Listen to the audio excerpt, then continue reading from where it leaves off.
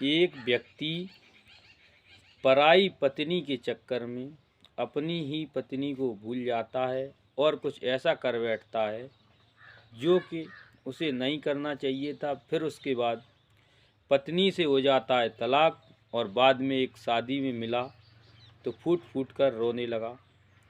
जी हाँ दोस्तों, नमस्कार। मैं दीपू यादव आज आपके बीच जो सच्ची घटना लेकर आए हैं, ये हरियाणा का एक ज़िला है हिसार, और यहाँ का रहने वाला एक राजेश नाम का व्यक्ति, जिसका कपड़े का बहुत बड़ा व्यापारी था और उसकी कपड़े की फैक्ट्री थी जिसमें बहुत सारे लोग काम किया करते थे। तो वो उसकी पत्नी का नाम होता है हेमलता। राजेश और हेमलता की शादी हो गई थी और दोनों बढ़िया से खुशी खुशी प्रेम से रह रहे थे। और इतनी सुंदर थी हेमलता कि राजेश जब कंपनी जाया करता था तो घंटों फ़ोन पर बात किया करता था, वीडियो कॉल किया करता था, क्योंकि उसे इतनी सुंदर थी, इतनी सुंदर स्त्री उसे मिली ही नहीं थी। फिर होता है यूँ, एक दिन एक लड़की जिसका नाम मधु था, वो काम मांगने के लिए उसकी कंपनी में आती है और कहती है मुझे बहुत काम की आवश्यकता है और मुझे अपनी कंपनी में कोई छोटी सी नौकरी दे दो हेल्पर की, जिससे हमें कुछ सैलरी मिलती रहे और हमारा खर्चा पानी चलता रहे। लेकिन मधु को जैसे ही राजेश देखता है वो आशिक्त हो जाता है और वो उससे मना नहीं कर पाता है, जबकि उसकी कंपनी में कोई भी हेल्पर या वर्कर की जगह नहीं थी। लेकिन मधु की सुंदरता को देखते हुए वो अपनी कंपनी में रख लेता है, और जब रख लेता है और उसी के पीछे डोरे डालना शुरू कर देता है, और यहीं से राजेश और हेमलता के प्रेम में दरार पड़ना शुरू हो जाती है।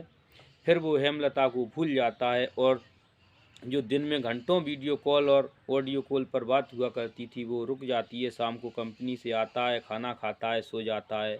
फिर उसकी दूरियां ऐसे ही बढ़ने लगती हैं।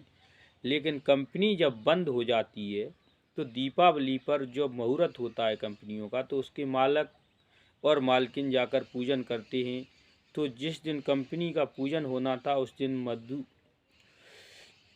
राजेश के साथ हेमलता जाती है, और दोनों पति पत्नी जब कंपनी पहुंचते हैं तो हेमलता देखती है कि मधु उससे भी अच्छी ड्रेस और उससे भी अच्छे मेकअप वगैरह किए खड़ी थी। तो हेमलता वहीं समझ जाती है कि यही हमारी पति पत्नी की दूरी का कारण बन रही है। और हेमलता वहाँ तो नहीं कुछ कहती है, लेकिन चुपचाप अपने घर आ जाती है और उसे कहती है कि ये सब कुछ अच्छा नहीं कर रहे हो, और राजेश को वो समझाती है। राजेश हेमलता से साफ साफ शब्दों में कह देता है, तुम्हें हमारे साथ रहना हो तो रहिए, मैं मधु को नहीं छोड़ सकता। फिर हेमलता भी अपनी जिद पर अड़ जाती है और हेमलता कहती है, अगर तुम मधु को कंपनी से नहीं निकालोगे तो हमारे साथ कोई वास्ता नहीं हो सकता।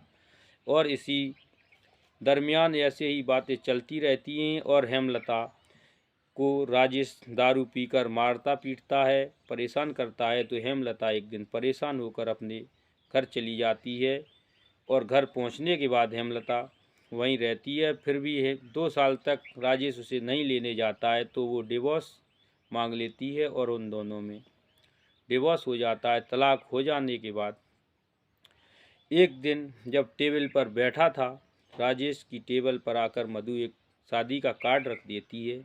तो राजेश पूछता है ये क्या है, तो मधु कहती है हमारी शादी है और उसी का ये कार्ड है। तो राजेश मधु से कहता है मैंने तुम्हारे पीछे अपनी पत्नी को नहीं समझा, उसे छोड़ दिया और तुम मुझे छोड़कर जा रही हो।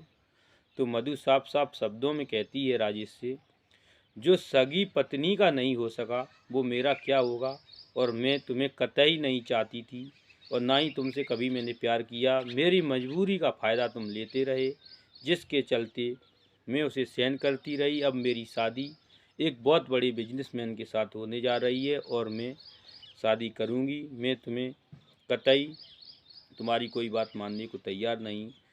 तो राजेश का ये मान लो कि गमों का पहाड़ टूट पड़ता है इस पर, और राजेश और ज़्यादा दारू पीना शुरू कर देता है। फिर एक दिन राजेश एक बारात में जाता है, और उसी बारात में जब देखता है राजेश कि वहाँ शादी का जब दरवाज़ा होता है वहाँ, तो वहाँ स्त्रियाँ कुछ आती हैं लड़की के साथ। जब लड़कियाँ आकर बारोटी पर ऊपर से चावल वगैरह फेंकती हैं, तो उसकी नज़र जाती है कि छत पर उसकी ही पत्नी हेमलता खड़ी हुई है। बहुत दुबली पतली सी हो गई है और उसकी सुंदरता कुरूपता में बदलती सी जा रही थी। लेकिन वो देखता रह जाता है राजेश अपनी पत्नी की तरफ, और हेमलता भी देखती है राजेश को।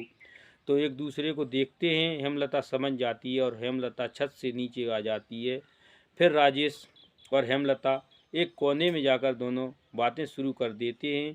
तभी तक सब लोग वहाँ पर कहने लगते हैं कि भाई सभी लोग बाराती अपना खाना पीना खा लो और उसके बाद जहाँ जिसको बैठना हो वहाँ बैठना। तो राजेश कहता है हेमलता 10-15 मिनट रुको, 20 मिनट में मैं खाना खाकर आता हूँ, तुमसे कुछ बात करनी है। तो खाना पीना खाकर राजेश जब पहुँचता है, हेमलता से दोबारा बात शुरू करता है। तो हेमलता और राजेश दोनों बैठ जाते हैं और बातें करना शुरू करते हैं। तो हेमलता पूछती है माताजी और पिताजी कैसे हैं। तो राजेश बताता है वो तो सब ठीक हैं, केवल हम ही परेशान हैं। तो हेमलता पूछती है तुम क्यों परेशान हो, तुम्हारे पास तो मधु जैसी एक सुंदर गर्लफ्रेंड है और उसके चक्कर में तुमने मुझे भी ठुकरा दिया।